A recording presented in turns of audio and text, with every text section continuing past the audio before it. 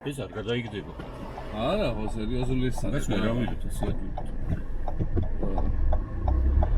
კარგია, დავიწყოთ მოკლედ ისა ჩვენი იდეის განხორციელება, ჩვენი მიკროპროექტი. რომელიც იდეაში სამომავლოდ, მომავლისთვის ჩვენი იდეა ესეთი იყო, რომ მომავალში შევინახოთ არქივი გარკვეულწილად და შოთა ვიწყებთ ხო? ანუ რომელი ქუჩიდან? ამ ქუჩას ახლა ქვია წერეთლის ქუჩა. ეს იყო მთავარი ქუჩა, რომლითაც შემოდიოდით ბათუმში. მაშინ ამ ქუჩას ერქვა ტფილისის ქუჩა. ეს ქუჩა ერთიანდებოდა ბარათაშვილის ქუჩაზე, რო გადადიხარ, ბარათაშვილზე ხო რაღაც თვალსაზრისით ერთიანი ქუჩა არის, მერე გაიხო. თორე ერთი ქუჩა იყო და ეწოდებოდა ტფილისის ქუჩა. ხო, ძალიან საინტერესოა.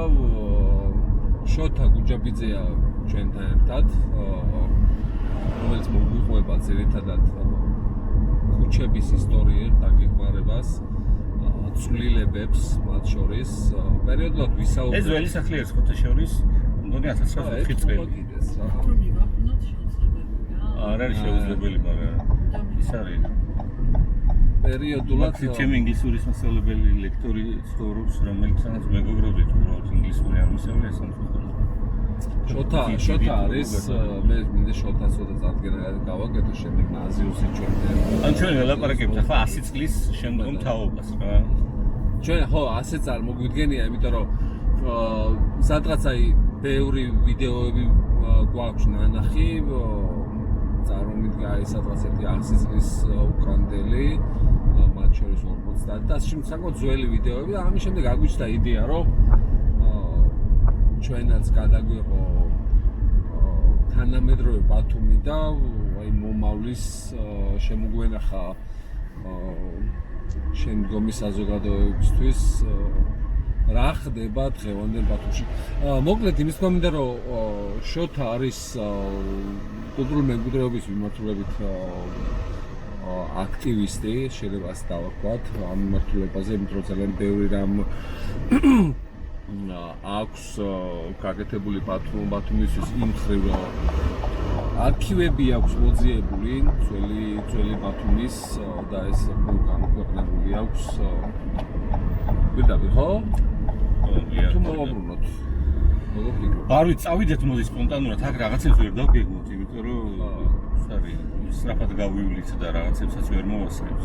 კარგი, ჩემზე ლაპარაკს რო შევეშვათ, მანქანას და ცხოვრებას გილამაზებს ასევე ნაზირე ხვიაშვილი. რომელიც ჯერ არ ჩართულა მაშინ. ჩაგვერთვება იმედი გვაქვს. ხო, ნუ მე ვიტყვი რომ ჯერ დავასახელე ვართ 25 წლის 24 მაისია. კარგი შენიშვნა ეგ. და სულ მალე არის საქართველოს დამოუკიდებლობის დღე 26 მაისია. და აი მინდა უთხრათ ჩვენი საუკუნის შემდგომ თაობას, რომ სულ ბრძოლაში ვართ ამ თავისუფლებისა და დამოუკიდებლობისთვის, აი ვინც აქვს ხეგვართ ახლა ამ მანქანაში და თქვენთვის ვაკეთებთ ამ კადრებს, რომ თქვენ დაინახოთ საიდან რომლებიც სრულიად შემთხვევით ვართ ახლა გარეთ და არ ვძივარ ψυχეში. ხო რა, და ველოდებით კიდეც შოთა ხო, მაგას რომ არც ერთი არა ვართ დაცული გარანტირებულად, რომ იქ არ მოვიდებით, იმიტომ რომ ჩვენ ძალიან ბევრი მეგობარი, ნაცნობი და უცნობი ადამიანი, რომელიც ამ დამოუკიდებლობის ბრძოლაშია მრავალი დღის და წლის განმავლობაში, დღეს არის საპრობლემოში და არიან რეჟიმის წვევები. ჩვენ მათ ასე მოვიქცევიათ, რომ ისინი რეჟიმის წვევები არიან.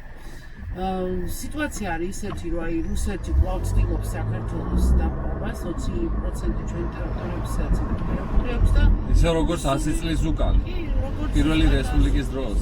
და აი დღესაც ვართ იმ სიტუაციაში, რომ არ ვიცით რა იქნება, ხო ჩვენ ბრძოლას რა თქმა უნდა არ ვწყვეტ. რა შეეხება ამას ახლა რომ ამბობდა ჩვენ დოლაბერძე ვიტყვი რომ ეს რომა დოლაბერძე რომელიც აი ესაუბრებოდათ დასაწყისში, ვიდეოს დასაწყისში, ასევე აქტივისტი. ჩვენ გვინდა რომ გაჩვენოთ როგორია დღეს ბათუმი ჩაბეტონებული ჯგუფებად ქცეული, იმიტომ რომ სწორედ ეს საბჭოური და რუსული მენტალობა განსაზღვრავს დღევანდელი საზოგადოების დიდ ნაწილის, ძალაუფლების მქონე ნაწილის აზროვნებას და სულიდებს, ღირებულებებს და დანარჩენზე რა თქმა უნდა ჩვენ მიკომპეტენცია ისეთი დიდი გადაიდეს და ამიტომ ირჩევა შეტაკისა. ხო, მე ამიტომ ხაზეთიდან დევნილი წაღანი პირობითი ტერიტორიები ახსენე და იქიდან სწორედ რუსეთის გამოისობით და ძალისხმევით წამოვედი დავდევა ჩემი მშობლური სამშობლო ლოკალური გაგებით. ძალიან მნიშვნელოვანი. ხო, ისიც უნდა გავითვალისწინოთ ალბათ რომ ნაზის ხმა უფრო ცუდად იქნება ვიდრე ჩვენი ხმა, იმიტომ რომ ჩვენ უფრო ახლოს ვართ მიკროფონთან და ეს კამერა რომელსაც ახლა ვიღებთ დიდად ბრწყინავს ამ თვალსაზრისით თუ ვერ ვიტყვით, უბრალოდ იმიტომ ვიღებთ ამ კამერით რომ აქვს სტაბილიზაცია და გულისრევის გარეშე შეგიძლიათ ნახოთ გამოსახულება, მაგრამ იმედი გვაქვს რომ 100 წლის მერე ხმის დამუშავების ისეთი საშუალება იქნება რომ რაც დღეს პრინციპში დღესაც არ არის პრობლემა, მაგრამ 100 წლის მერე საერთოდ ალბათ ხმაზე დავინახავთ ვილაპარაკოთ. შოთა მოდი მოუყვეთ მომავალ საქართველოს რა ქუჩა გამოვიარეთ, უფრო რომელი ქუჩა გამოვიარეთ და ეხლა ის ადვარდ და რა ხდება ამ ტერიტორიაზე. მოკლედ ისტორიაც ვუყურებთ ბათუმის, აი როგორ იქნებოდა. აი გამოვიარეთ ჭავჭავაძე. ისმინონეს იმ დროს. ხო, ახლა ჩვენ იმიტომ ავირჩიეთ ეს ქუჩა, დავიწყეთ ეგრეთ წოდებული მანთაშევის პერიეზით, კი ვიცით რომ ეს ოკუპანტის ენა არის, მაგრამ ქალაქურ ლექსიკაში ასე არის დამკვიდრებული. არ ვიცი მე თუ აქვს სახელი მაგ ადგილი საერთოდ აქვს, რომ ეს სახელი ქვია. იმიტომ რომ მანთაშევი იყო ერთი ასეთი მაგნატი, მაშინ კომერსანტი ერქვა დღევანდელი გაგებით ბიზნესმენი, რომელსაც ნავთობის ბიზნესი ჰქონდა ბათუმში ისევე როგორც ბევრს. დროისთვის საუბარი არის მე-19 საუკუნის 90-90-იან წლებზე, როცა ნავთობი აღმოჩნდა, ბაქოში აღმოჩენილი ნავთობის ყველაზე ხელსაყრელი გასატანი ადგილი იყო ბათუმი, შესაბამისად მისი მდებარეობის გამო, მისი პორტის გამო, რომელიც დაცული იყო ქარისგან და საკმაოდ მშვიდ და მხარე საიმედო პორტს წარმოადგენდა და ამის შემდეგ იწყება ბათუმის განაშენიანება თანამედროვე ურბანულ ქალაქად ქცევა, ამას გულისხმობ, თორემ ბათუმის ისტორია არ ვიცი ხო ჩვენ წაგვიწევთ მე-6 მე-7 საუკუნეების არტეფაქტები გათხრებით გვაქვს ნაპოვნი და ნახსენებია რამოდენიმე ისტორიულ წყაროებში. ისტორიულ წყაროებში არის იმას აქვს ნახსენები არისტოტელეს, ეს არის დაახლოებით ამ დროიდან თუ გადავთვლით დაახლოებით 2000 წელი. ალბათ როგორც სოფელი ალბათ ხო შოთაი ძველი ჩვენი წელთაღრიცხვის პერიოდი დაწყებიდან უბრალოდ სოფლის დასახლება იქნებოდა ხო სოფლის გავს.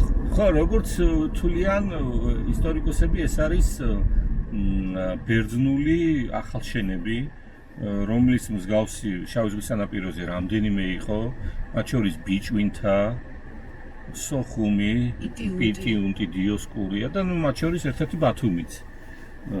და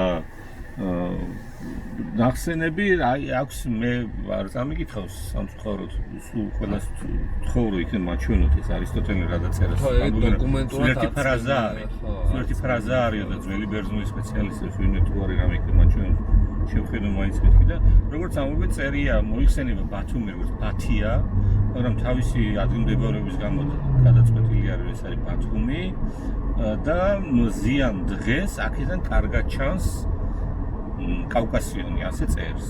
ცოტა უფრო მოგვიანებით ანუ ჩვენსკენ არიანეთს მოიხსენიებს. მოკლედ ბათუმის ისტორია დიდი არის.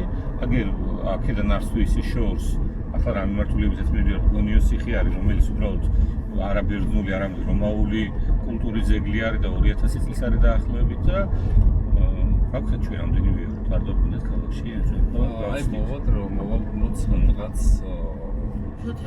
ხო აი შესაძლოა სხვა როგორ დაიწყო უკვე ამ ქალაქის განაშენიანება. ხო, აი ამიტომ დავდექით იმ ეწო მანთაშევის პერიოდსთან, რომ ეს იყო ქალაქში შემოსასვლელი მთავარი ქუჩა. ეს წერეთლის ყოფილი თბილისის ქუჩა. იმიტომ რომ მატარებლის ლიანდაგის გასწორი პირიქით შეიძლება თქვა გზას გამოაყოლეს, მე ლიანდაგი როცა შემოვიდეს, ხოთა შორის წერა რომ თარიღი დღევანდელი რიცხვი ახსენე 24-ში არა და 1893 წლის 23 მაისში შემოვიდა მატარებელი ქალაქში და ეგ არ არის მხოლოდ ტრანსპორტის შემოსვლა, ეგ იყო ცივილიზაციის. და ჩიმაგაიბიძა და აღმოჩინა რომ არ ხოდა კაი და ვიღებ რაღაცას და გიგებ ჩვენ ხა წრიულზე მოვაბრუნოთ მანქანა და მე ანუ გადასასწრები ხო, გაიყვანეს ლიანდაგი, ეს არის 1893 წელი, მაგრამ 1880 წლის რუკაზე მინახავს, რომ უკვე არის. ესე იგი, ეს იმას ნიშნავს, რომ გაიწელა. აქ საეტაპო თარიღი არის 1878 წელი, როცა რუსეთ-ოსმალეთის ომის შემდეგ ბათუმი და აჭარა საქართველოს, ანუ მაშინდელი რუსეთის იმპერიის შემადგენლობაში გადმოვიდა და მაშინვე დაიწყო რაღაც ქალაქის ისა განვითარება და მიუხედავად იმისა, რომ ეს იმპერიის შემადგენლობაში იყო, მაინც რაღაც ევროპულ რელსებზე დადგომა. მაშინ ოსმალეთის იმპერია მოგეხსენებათ, მაშინაც და ახლაც ვერ არის თქვათ ევროპულ. მიუხედავად იმისა, რომ ევროპაში განაცხადი ქონია და წერილი. ხოდა ევროპულ მოწყობაზე ვერ არის. ხოდა აი ამ დროიდან უკვე მაშინ რაღაცები არის ბელგიური კომპანიისა რაღაც კონდექს რაღაცები არ გამოვიდა რომ ტექნიკამ რაღაც დაიგვიანა და დაახლოებით 5 წლის შემდეგ შემოვიდა პირველი მატარებელი. ბოდიში შეთავისა ეხლა თასო წინ ვიწავალთ მითხრა რომ მზის პრობლემა გვექნება ანუ შუქნათება ექნება მაღალი და ამიტომ გავთიშოთ და წამოვიდეთ? როგორ გადავწყვიტოთ ეგ ამბავი? მოდი გავთიშოთ და წამოვიდეთ. ამ წუთას კარგად ჩანს ხო და თუნდაც გავყვეთ? ნახოთ აბა სადაც ხალხს შეგვიშლის. ხო, იქ გავთიშოთ. ნილიშვილზე გადავიდეთ თუ ჩავყვეთ და პუშკინზე შევიდეთ? ნილიშვილზე. შევიდეთ პალაციდან და ნილიშვილზე. ხო, შეთა მერე? ხო და ისე იგი მატარებელი ბევრ ამას ნიშნავს ამ დროს არის, რავი, ახალი ეპოქა საერთოდ რა. პერსპექტივა. ყველაფერი. ანუ ახალი ცხოვრება იწყება საერთოდ ეს ქალაქის ცხოვრება. ეს მქონდა ხო ბრიტანელების ამბავია. არა, ბრიტანელები იწყება 1900 იმკაცივი დამემართა. რომლის ვიდეოსაც ალბათ ვერ გაიგებს მომექცევა. ესა მე ახსოვს და სიუჟეტი მაქვს ანახი ანუ აჭარის ტელევიზიაზე აჭარის საზოგადოებრივ მოწყობაზე იყო ეგეთი ესა სახლი ბათუმში. კი. და მან მახსოვს სიუჟეტიდან ფრაზა რომ აი მატარებელი შემოვიდა ქალაქმა გაიღვიძა ხმაურის გამო გაიღვიძა. ეგ ახლა ჩემი დაწერილი ტექსტი არის და ცოტა ფანტაზიასაც ურევდია. ხო, დამატებ, მაგრამ დილით შემოვიდა საღამოს სიმართლე გითხრა არ ვიცი. ხო, კარგი ისა იყო რა. ნებისმიერი ხმარო უცნაური იქნებოდა ხა მატარების და ურთმების ხმარო არავის არ გაუგონია და იმდროინდელ ქალაქში რომ რაღაც მეხის გავარდნასავით იქნებოდა ეგ ფაქტია. ხო. და ძალიან ის არის რა, ანუ კარგი ნათქვამი. კი, მეტაფორულადაც არის და პირდაპირაც ზამი. ხო და ამ დროს იწყება ქალაქის გაშენება. იმდენად დიდი ფულის კეთება შეიძლება და რა ეგრევე მოაწყდა ვინმე თუ კი იყო იმას რა ქვია სერიოზული კომერსანტებიც, აფერისტებიც და ქალაქში არის აი ერთ დღეში 40 ჯერ გაიზარდა სასტუმროს ფასი, ამნაირი წინადება წერია წყაროში 40 ჯერ გაიზარდა სასტუმროს ფასი. ისეთი ამბავი იყო. მიწის ნაკვეთებს ყიდიან, ვინ რაც ყიდის, ვინ რაც ყიდულობს, ვისია საკუთარს, თავისას, სხვისას, ერთ ნაკვეთს 5 ჯერ ყიდიან, მოკლედ რაღაცა სრული საგიჟეთი მიმდინარეობს ამდროინდელ ბათუმში რა. იმდენად დიდი ფულის კეთება საშუალება გაჩნდა. და გაიზარდა კონტრაბანდაც მათ შორის. ცხადია, ყველაფერი კონტრაბანდის ბუდე იყო ბათუმის სული, იმიტომ რომ ყოველთვის არის რაღაცა იმპერიების უკიდურეს წერტილში. როგორც ბიზანტიის, ისე რომის, ისე ოსმალეთის, რუსეთის, ბრიტანეთის ყოველთვის და რაც უფრო მიყრუებულ კუთხეში ხარ, იქ ყოველთვის არის რაღაცები, აი კანონშიც უფრო ლიბერალური არის, რა თქმა უნდა, უფრო ხრელები არის, უფრო ბათუმში მაგალითად აჭარაში რაღაცა გადასახადები იყო უფრო ცოტა დაბალი იარაღის ხმლის სტარების უფლებას აძლევდნენ, რომელიც აღმოსავლეთის ოსმალეთის იმპერიაში აკრძალული იყო და ასე შემდეგ. ასეთი რაღაცა გამონაკლისები იყო მაგალითად ბათუმის. და რომელი ქუჩების გასწვრი დაიწყო, რომელი გაკეთდა? ბოდიში მეგობრებო, ერთი და ხაზი გავუსვა, რომ ჩვენ ახლა გამოვიარეთ კობალაძის ქუჩა და შემოვედით იუსუფ კობალაძე იყო ნინოშვილის ქუჩა. ბათუმელი დიდი ქართველი მსახიობი.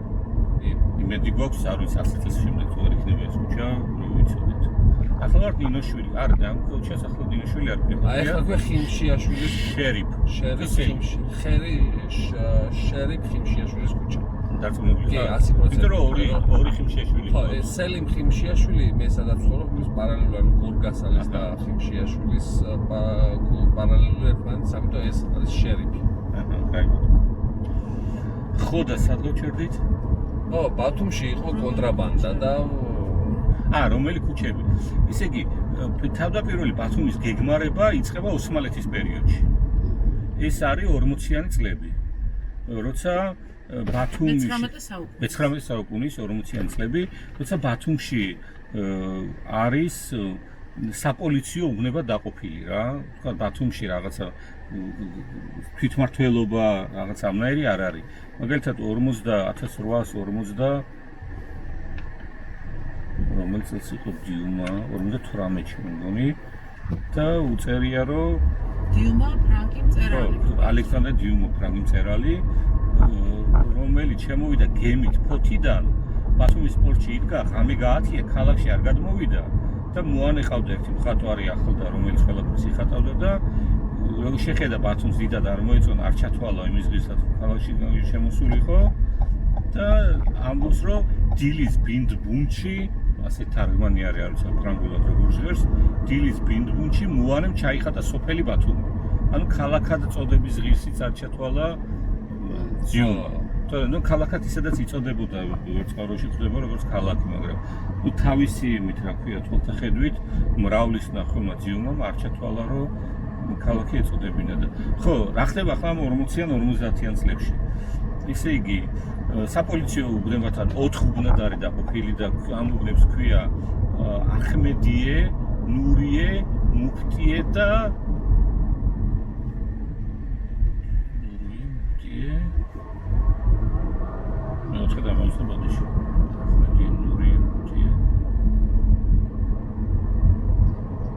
აზიზი თავარი დამოუკიდებელი. აზი არის ცენტრალური. ნური ალბათ ისა ჩემი უბანი ხალ გორგასალის და არა ნური არის აი რუსთაველის მხარე, აი ყველაზე მდიდარი უბანისაკი.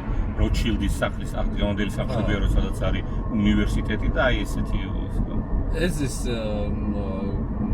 დღევანდელი პარკის ცენტრალური აი დღევანდელი პარკი არის ხო ეგ არის ნურიეს უბანი ხო მას მაგითო სხვადასხვა ვერსიები ამ თემის სახელთან დაკავშირებით მაგრამ გულაჩქენური მე გონია რომ კარგი უბანი იყო რომ რაღაც ერთი ეს დავამთავროთ კონტექსტი თორემ მე ადამიანები დაიწყებიან ხო მეც ვატყობ რაღაც არეულადარეულად ხო ადამიანის გონებას ისეთი თვისება აქვს რაღაცებს რომ მოისმენ აბდაუბდას მე იმაშვება რა ქვია მე შეიძლება თვითონაც დაალაგოს თან უფრო გონება გახსნილი ხალხი იქნება ასეც ისმენ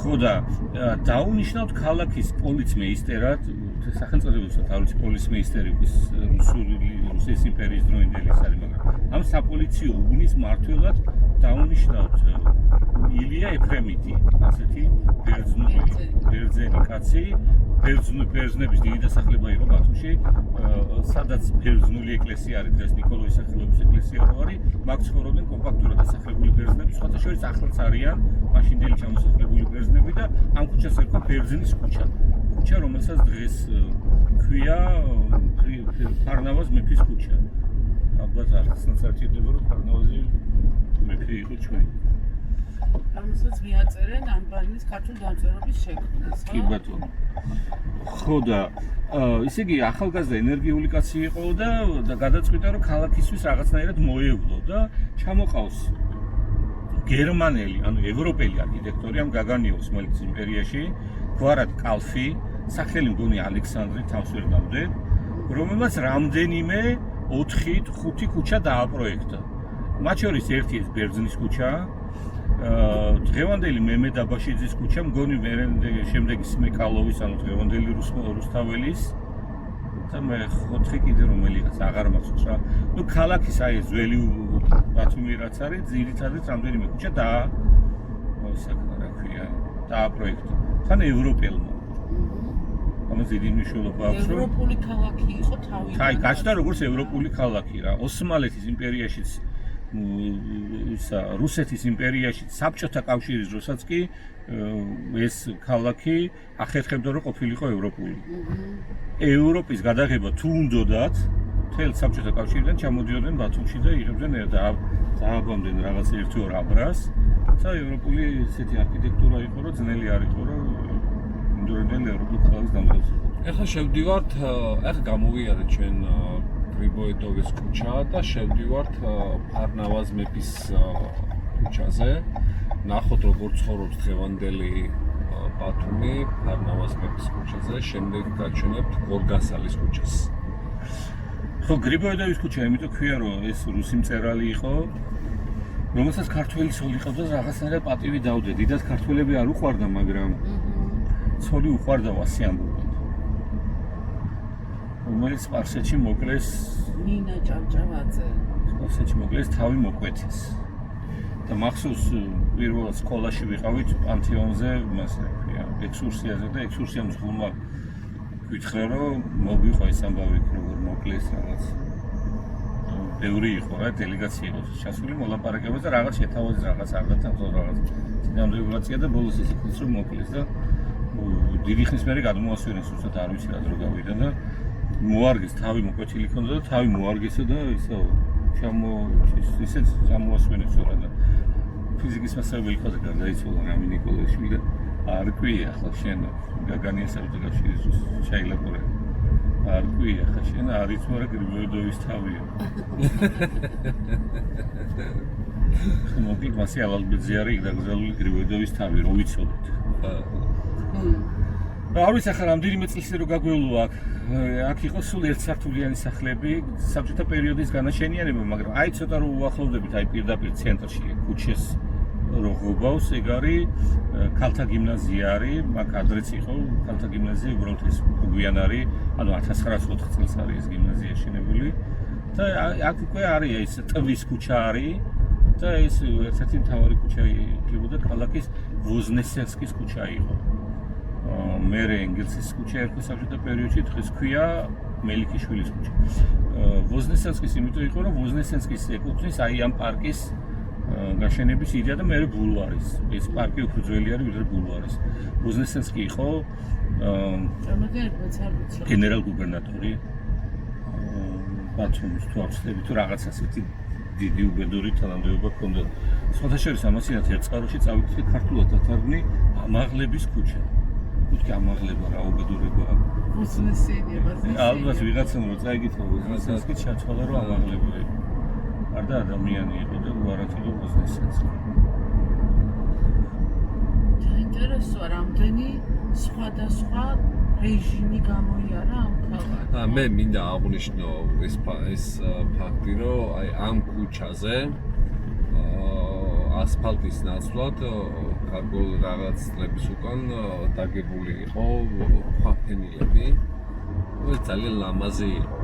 სხვათა შორის აქ არის საინტერესო ისა ბოდიში აი ამ ეზოში დაიბადა და გაიზარდა გუჯი ამაშუკელი საქმეყო ცნობილი ოქრომჭედელი რომელიც დღეს პარიზში მოღვაწეობს და საბჭოთა პერიოდში არის იმას კიდე რაღაც სული ისტორია აქვს როგორ მოახერხა და გააქცია ამ დახშული საბჭოთა კავშირიდან რომის პაპის და რაღაც სხვა პრეზიდენტების და დედების მასაკეთებს. სხვა შორის აი ხარიც კამერა რამდენად გაჩვენებს ამას. გვირგვინებს ასე შემდეგ. ხო ეს ძველი სახლები. სასწაულად გადარჩენილი რაღაცები არის რომელიც იმას ნიშნავს რომ სულაც არ არის გადარჩენილი იმიტომ რომ დღემდე ვერ დაანგრიეს ქოცი ნიშნავს დღევანდელ ხელისუფლებას. სხვა არის ეს სახლები ხო? რა თქმა უნდა ყველაზე არის თვალი დადგმული და უბრალოდ დღეს იმიტომ არ არის ამ წუთას დანგრეული რომ ბევრს უნდა დანგრევა და აი ვინ მოახერხებს ვინ ვერ გრთამს გადაუხდის ხელისუფლებას და ასე შემდეგ ვინ მოხიბლავს. აუცილებლად არის რა. კი ჩვენ გადავიდეთ ძველ ბათუმში თუ ძველი ბათუმის ცალკე გადავიღოთ? აი არ ვიცი არანაირი გეგმა არ გვაქვს. კარგი ეს მაშინ კარგი არ ვარ გაგეგმა და სპონტანურად ვაკეთებ რაღაცა მეტი ქუჩა. ჩვენ შეგვიძლია ეგეთი ესეთი რაღაცა აგრა კაი საქმეა გაიერთო ახალი დაგრეული მარცხნივ. სხვათა შორის და ჩვენ რო ფილმებს ვაკეთებთ საგამოძიებას მაშინ გვაქვს გადაღებული შიგნით რო იყო აქ პატრიზისთან შედიოდი და იქ კი. შედიოდი იყო და აქ იყო პოლიკლინიკა თუ რაღაცა, ხო? გვერდით. გვერდით კი, იყო კი, აი ეს გვერდით. ბარათაშვილის და გორგასალის კი არა ის სხვა არის, ახლა რომ შედება, რომა. ხა აქ კიდე იყო რაღაცა.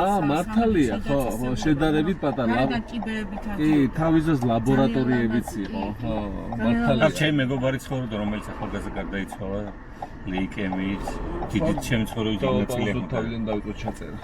მე მგონია რომ იმ პერიოდში აღარ იქნება ლეიკემია პრობლემა.